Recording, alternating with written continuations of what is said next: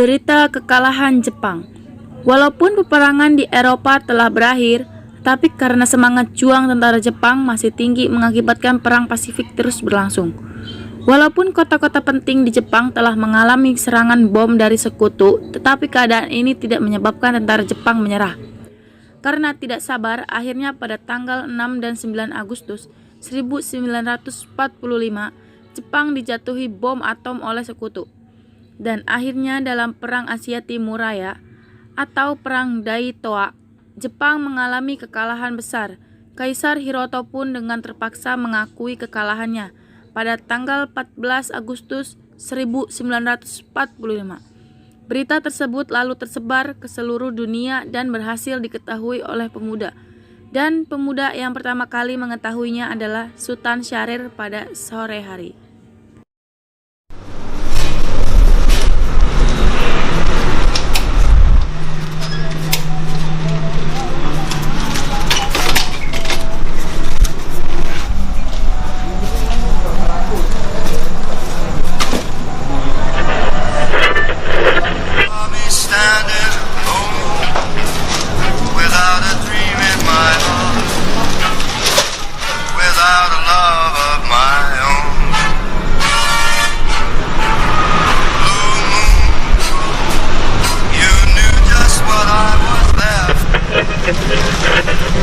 Designated Allied Supreme Commander to accept the surrender of the Japanese. He was met by Lieutenant General Eichelberger, commanding the 8th Army.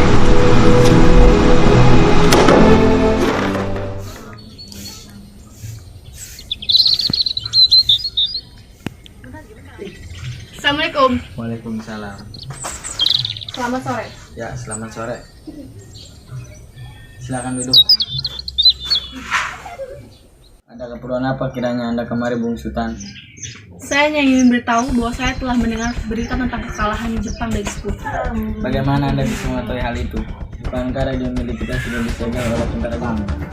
Memang semua radio milik kita telah disegel, tapi kami mengetahui berita ini dari stasiun gelap yang kami buat sendiri.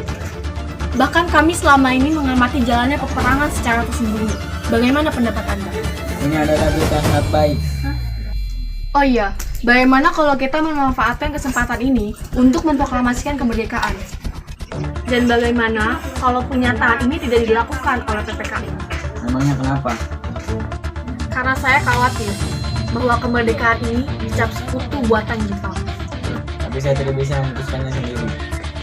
Bagaimana jika sekarang kita menemui Bung Karno? Baiklah kalau begitu.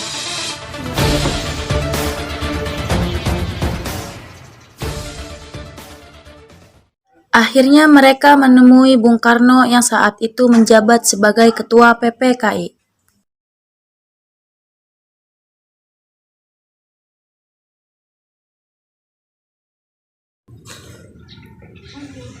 Assalamualaikum. Waalaikumsalam.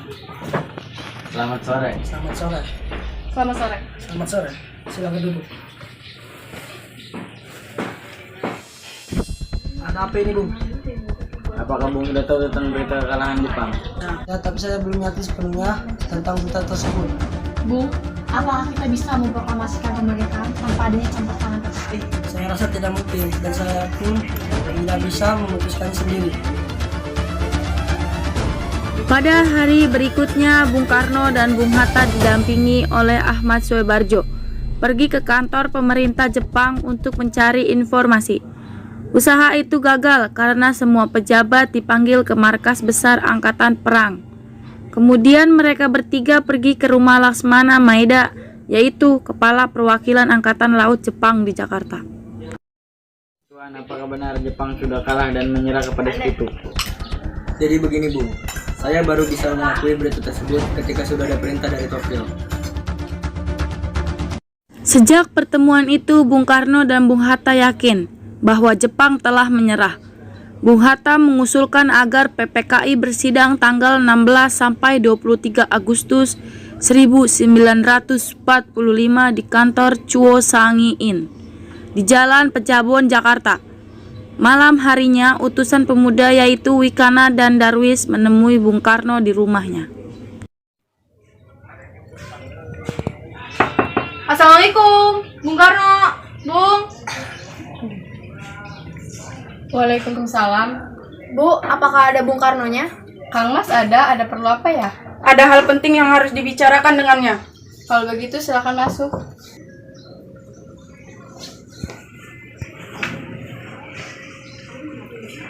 Sebentar saya panggilkan Kang Masnya dulu. Kang Mas, ada yang mencari. Iya, siapa Bu?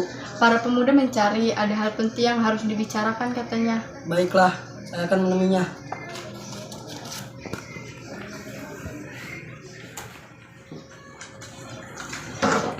Selamat malam, Bung. Maaf telah mengganggu waktunya. Selamat malam, Bung. Silakan duduk. Bung, malam ini kita harus kobarkan revolusi dan bagaimana dengan kemerdekaan kita? Kemerdekaan itu pasti dilaksanakan. Kita harus menunggu karena persiapannya hampir selesai. Sementara itu, Bung Hatta, Aswebarjo, dan DR Buntaran Muatmojo tiba di rumah Bung Karno. Assalamualaikum. Waalaikumsalam.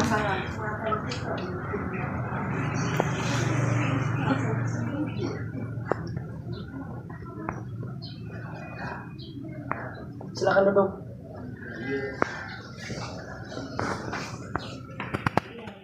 Saya mengetahui berita tentang pengerahan tentara Jepang. Dan saya mengusulkan untuk supaya kita menunggu sikap Jepang terhadap kemerdekaan yang dijanjikan oleh mereka. Jawaban tersebut membuat para pemuda tidak puas. Kita tidak ingin mengancammu, Bung. Sekarang revolusi sudah ada di tangan kami. Jika Bung tidak ingin revolusi malam ini, baiklah. Akan tetapi, para pemuda tidak akan menjamin keamanan. Jika proklamasi diumumkan, kami, para pemuda, akan berkehendak dan menunjukkan kesanggupan itu. Pemuda akan melaksanakan revolusi dan darah akan mengalir. Dan aku diancam. Dan aku diperintah. Kau mengerjakan apa yang kuinginkan. Tentang bagiku untuk menuruti kemauanmu. Ini layarku, mana masamu? Kau boleh memenggal kepalaku, kau bisa membunuhku, tapi jangan dikira aku dapat dipaksa. Mengadakan pertumpahan darah yang sia-sia, karena hendak menjalankan sesuatu menurut kemauan. Saya akan bicarakan dulu dengan teman-teman lainnya. Saat suasana yang tegang tersebut, Bung Hatta mengajak berunding keempat tokoh tersebut. Setelah berunding, mereka sepakat jika para pemuda ingin memproklamasikan kemerdekaan malam itu juga. Para pemuda dipersilahkan untuk mencari pemimpin yang lain. Baiklah, kalau itu mau Bung berdua, kami tidak akan menanggung jika sesuatu besok terjadi. Apabila besok proklamasi belum diumumkan, kami akan bertindak sesuai apa yang Bung kehendaki. Baiklah, Bung, kami izin pamit. Maaf telah mengganggu waktunya. Ya. Assalamualaikum. Waalaikumsalam.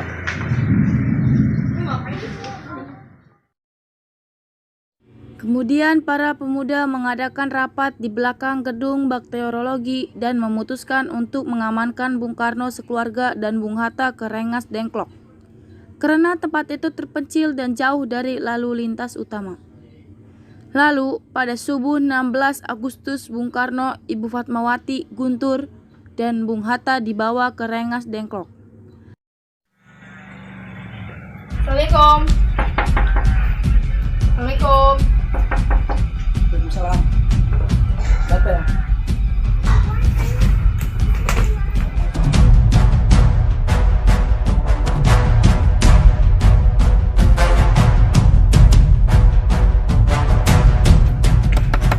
Assalamualaikum. Assalamualaikum.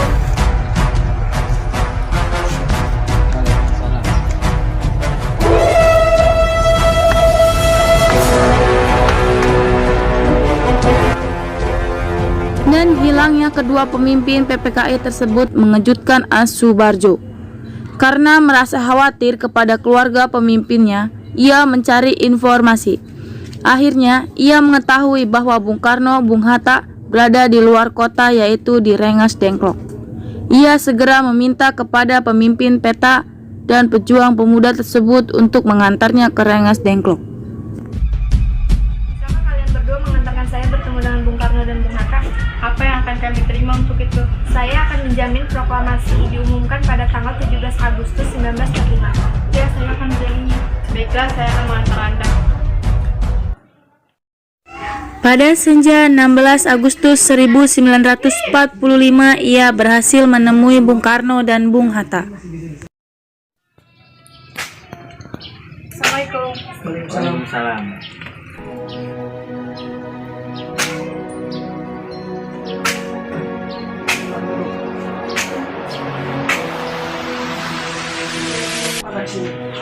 Bung, sekarang Jepang sudah menyerah secara resmi Mengapa demikian? karena Anda sebagai wakil dan ketua tidak hadir dalam waktu tersebut. Akhirnya mereka sepakat untuk kembali ke Jakarta malam itu juga. Dan malam itu juga mereka mengumpulkan anggota PPKI dan pemimpin kelompok pemuda untuk membicarakan persiapan proklamasi. Mereka melakukan pembicaraan di kediaman Laksmana Maeda. Menjelang dini hari, 3 orang pemimpin PKI merumuskan teks proklamasi di meja makan.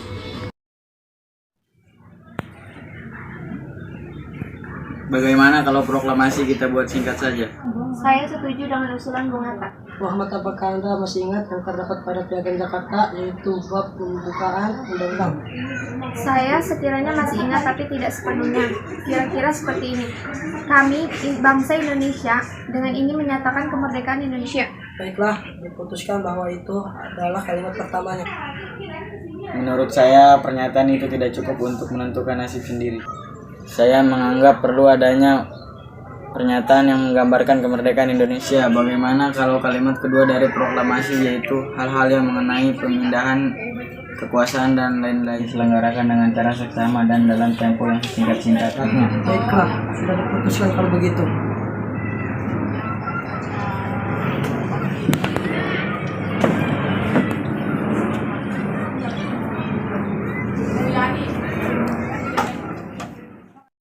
Selesai menyusun, ketiga tokoh itu menuju serambi depan untuk menemui para hadirin yang ada saat itu. Waktu sudah menunjukkan pukul 04 pagi. Lalu ia membacakan hasil rumusan teks proklamasi yang saat itu masih berupa konsep.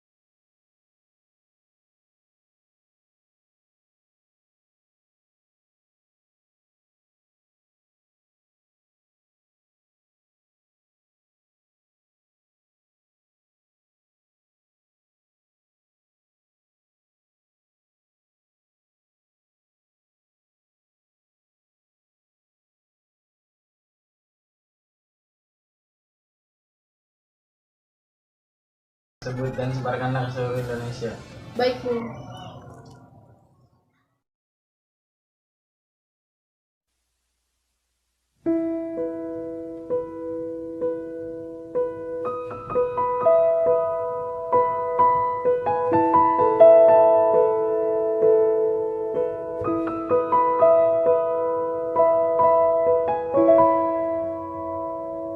Indonesia tanah air beta, pusaka abadi nan jaya. Indonesia sejak dulu kala tetap dipuja-puja bangsa. Di sana tempat lahir beta, dibuai, dibesarkan bunda, tempat berlindung di hari tua, tempat akhir menutup mata.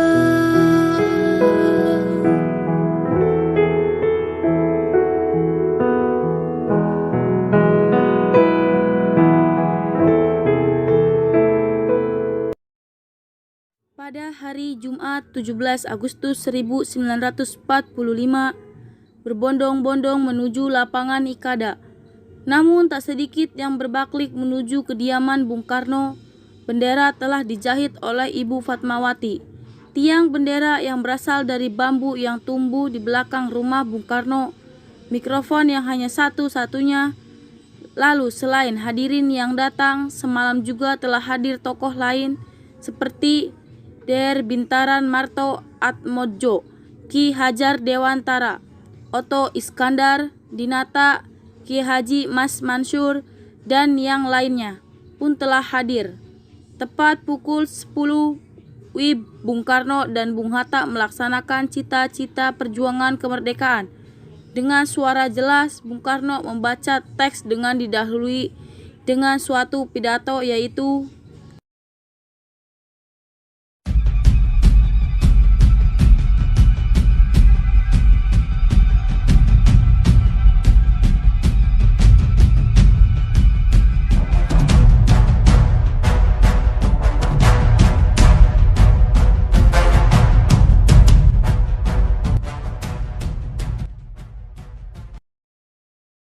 Saudara-saudara sekalian, saya telah minta saudara-saudara hadir di sini untuk menyaksikan satu peristiwa maha penting dalam sejarah kita.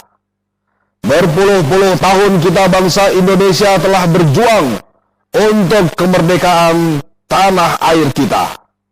Bahkan telah beratus-ratus tahun. Gelombang aksi kita untuk mencapai kemerdekaan kita itu ada naiknya dan ada turunnya. Tetapi jiwa kita tetap menuju ke arah cita-cita.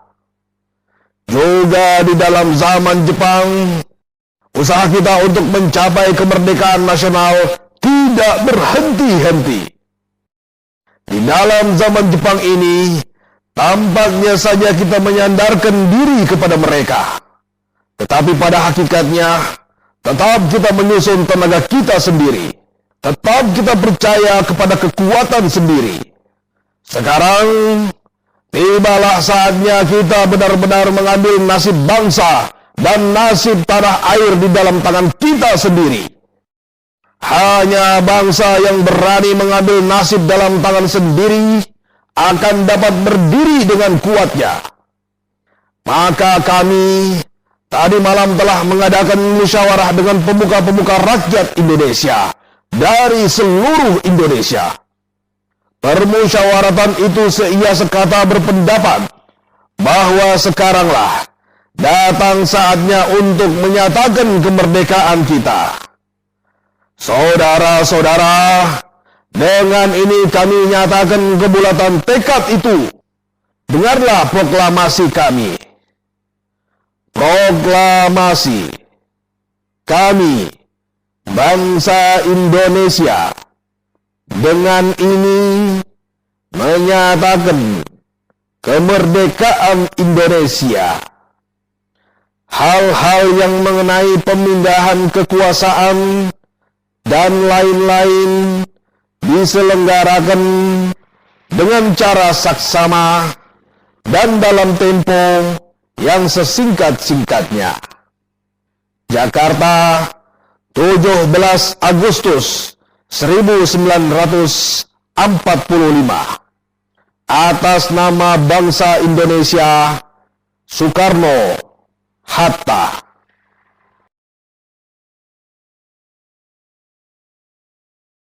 Demikianlah saudara-saudara, kita sekarang telah merdeka. Tidak ada satu ikatan lagi yang mengikat tanah air kita dan bangsa kita. Mulai saat ini, kita menyusun negara kita. Negara merdeka, negara Republik Indonesia. Merdeka kekal dan abadi. Insya Allah, Tuhan memberkati kemerdekaan kita itu.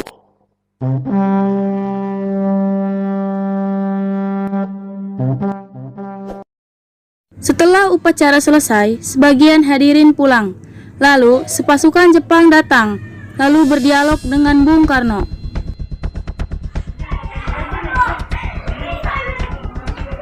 Kami diutus oleh Gun Saikan untuk datang kemari. Apakah yang Tuhan lakukan sesuai keharusan? Proklamasikan kemerdekaan kami. Tuhan tidak boleh melakukannya. Perintah dari pihak sekutu kepada kami supaya meneruskan roda pemerintahan sampai mereka datang. Dan Gun Saikan meminta disampaikan tentang larangan keras untuk menyatakan kemerdekaan. Tapi pernyataan itu sudah disampaikan. Saat itu utusan Gun Saikan itu marah dan ingin menampar Bung Karno. Tapi ia langsung mengurungkan niatnya karena pasukan keamanan Indonesia telah siap membela. Sudahkah? Ya sudah.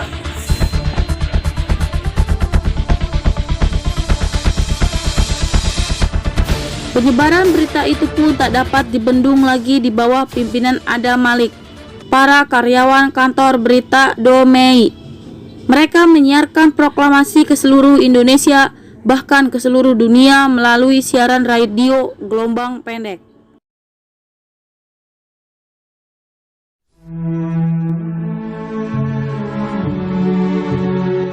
Peristiwa proklamasi tak berlangsung lama. Namun, peristiwa itu telah mengubah segala sendi kehidupan bangsa Indonesia.